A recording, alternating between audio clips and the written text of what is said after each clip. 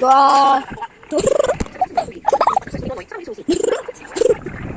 Boy.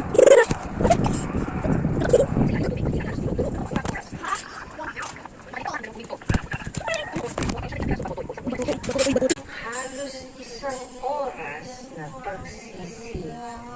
Ngayon po wala na. Mayroon man madalas na lalo kung lumalamang.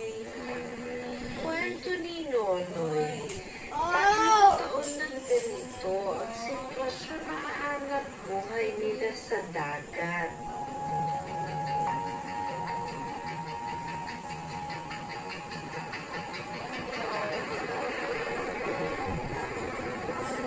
Nilibay namin ang karagatan ng Manila Bay para malaman ang kasalukuyang sitwasyon ng karagatan.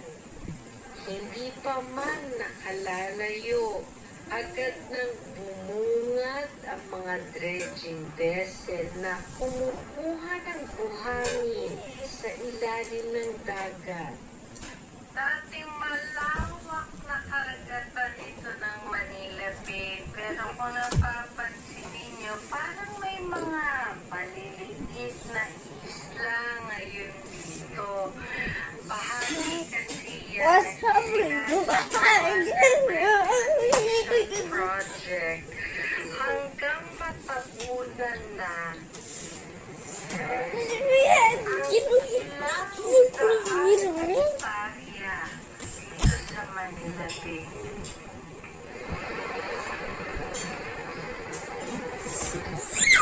Para saan nga ba ang ginagawang dredging o paghuhukay ng buhangin mula sa ilalim ng Manila Bay?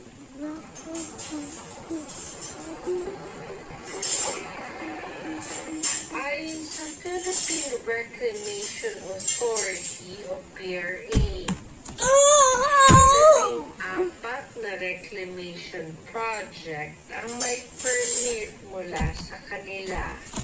Pero sa ngayon, 3 lang daw ang pinapayagan ng kanilang ahensya para magpatuloy ng dredging activity.